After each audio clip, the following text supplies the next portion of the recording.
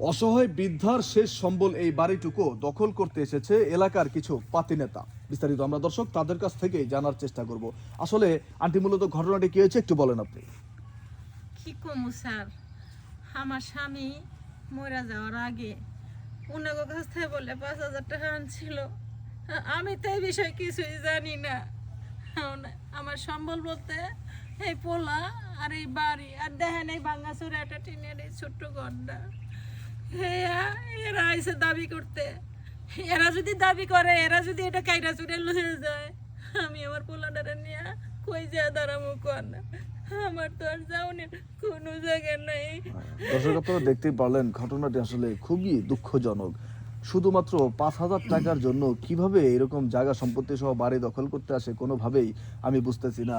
আসলে আপনি তো এই এলাকার একজন প্রতিনিধি, আসলে এই বিষয়টা নিয়ে কতটুকু কি জানেন একটু বলেন তো আমাদের। এখন ওই ছেলে যায় আমারে বললো যে এরকম ওই এলাকার নেতারা আইছে আমরা বাড়িটা দখল করে নিয়ে যাওয়ার জন্য। কি বিষয়? পরে কই যে আমার বাবা নাকি ওই যে তার থেকে 5,000 টাকা নিয়েছেন কবে, ওই টাকা সুদে আসলে বাড়তে বাড়তে এখন 5 লাখে দাঁড়াইছে। এখন আমরা বাড়িঘর নিয়ে দেবো, নাহলে আমরা টাকা দেওয়া লাগবো। ওটা কি সম্ভব? এটার কোনো ডকুমেন্ট নাই, কোনো সাক্ষী নাই, আর ওইটা কিছুতেই মাইনে নেওয়া সম্ভব না।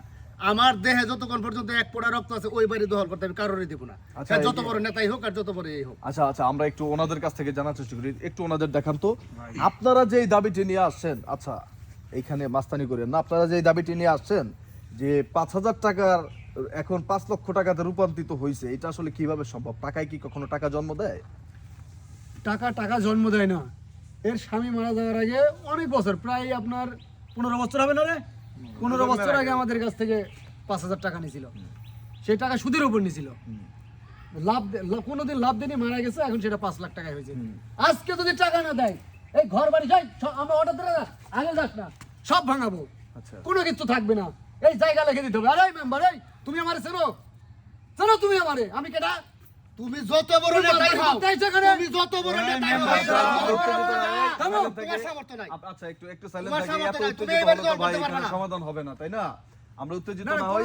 দেখেন, শুনেন, আপনি যেটি বললেন যে 5,000 টাকা সুদের উপর দিয়েছেন 15 বছরে, 5,000 টাকা কখনো 5 লক্ষ টাকা রূপান্তরিত হয়, প্রথম কথা। দ্বিতীয় কথা হচ্ছে যে আপনি যেটা বললেন সুদের উপর টাকা দিয়েছেন, সুদের উপর টাকা দেওয়ার কি কোনো নিয়ম আছে? এরকম কোনো নিয়ম কোথায় পাইছেন আপনি?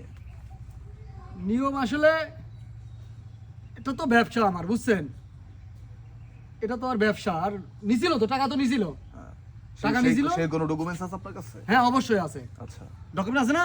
আছে ডকুমেন্টস আছে। সেটা তো আপনারা মুখে বলে যাচ্ছেন, দেখাতে তো পারছেন না। দেখাতে তো পারতেছেন না। নেতার কথা 100। দর্শক, আপনারা দেখতে পারলেন এই যে ভাই যেটা কইছে এটা শুনে এখান থেকে চলে যান, এটাই ভালো হইব।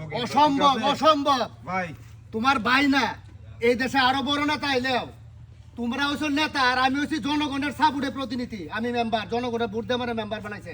তোমার চেয়ে আমার পাওয়ার কম না। তোর মতন মেম্বার আমি জন্ম দিই রে। তোর মতন মেম্বার আমি জন্ম দিই। কইছে বলে এখনো চুপ এখনো তুই বাড়ি নিয়ে যাবেন থেকে দেখি। আচ্ছা, আপনারা একটু সাইলেন্ট থাকেন, আমরা একটু কথা বলি। দর্শক, আপনারা দেখতে পারলেন আজকের ঘটনাটি। আসলে এইখানে যে বিষয়টি ঘটছে দেখেন, এই যে এই এক গ্রুপ, তারা হচ্ছে এলাকার পাতি নেতা। তো আর ওনাদের বাড়িটা দখল করতে আসছে, 5,000 টাকাকে 5 লক্ষ টাকা রূপান্তরিত করে এরকম একটি প্ল্যান সাজিয়ে তারা তাদের বাড়ি দখল করতে আসছে। তো এরকম ঘটনা আসলে অনেক ঘটে। আমরা এই ভিডিওটা কেন তৈরি করেছি দেখেন, যদিও এটা আমাদের সম্পূর্ণ একটি তৈরি করা ভিডিও, কাল্পনিক, কোনোভাবেই বাস্তবের সাথে মিল নেই, কিন্তু এরকম ঘটনা আমার যেটা মনে হয় অনেক ঘটতেছে বর্তমান সমাজে। আমাদের দেশে নেতাদের কোনো কমতি নাই, মানে কর্মীর চাইতে নেতা বেশি, এমন একটা অবস্থা হয়ে গিয়েছে। তো দেখেন, আমি এই যে পাতি নেতা যারা আছেন, মানুষের প্রতি অত্যাচার করেন, জুলুম করেন, সবাই না, সব নেতারাই তো অত্যাচার করে না। মানবতার ফেরিওয়ালা বা মানবতার দৃষ্টিকোণ থেকেও অনেক নেতা আছেন। যেসব নেতারা মানুষের প্রতি অত্যাচার, জুলুম করেন, ক্ষমতার অপব্যবহার করেন, তাদের উদ্দেশ্যে আজকের এই ভিডিওটা বানানো। সৃষ্টিকর্তা আপনাকেও সৃষ্টি করছে, যার সাথে জুলুম করছেন তাকেও সৃষ্টি করছে। আপনিও যেখানে যাবেন পরপারে সেও সেখানেই যাবে। হয়তোবা এই দুনিয়া আপনি ক্ষমতার অপব্যবহার করে এরকম মানুষের সম্পত্তি আত্মসাৎ করতে পারতেছেন, কিন্তু একটা সময় আপনার এটার হিসাব নিকাশ অবশ্যই দিতে হবে। সো কাজেই আসলে ভাই, দুনিয়া কখনোই চিরস্থায়ী না। এই দুনিয়ার মায়ায় পড়ে মানুষ ঠকিয়ে কখনোই বড় হওয়া যায় হয়তোবা, কিন্তু পরপারে কখনোই বড় হওয়া যায় না। সো সব কিছু মিলে আমি আমার কথা শেষ করছি। আপনারা যারা এই ভিডিওটা দেখে থাকবেন অবশ্যই শুধরিয়ে যাবেন। যদি এই ধরনের কেউ আমার ভিডিওটা দেখে থাকেন অবশ্যই এই বিষয়গুলো থেকে বিরত থাকবেন। সবাই ভালো থাকবেন, ধন্যবাদ।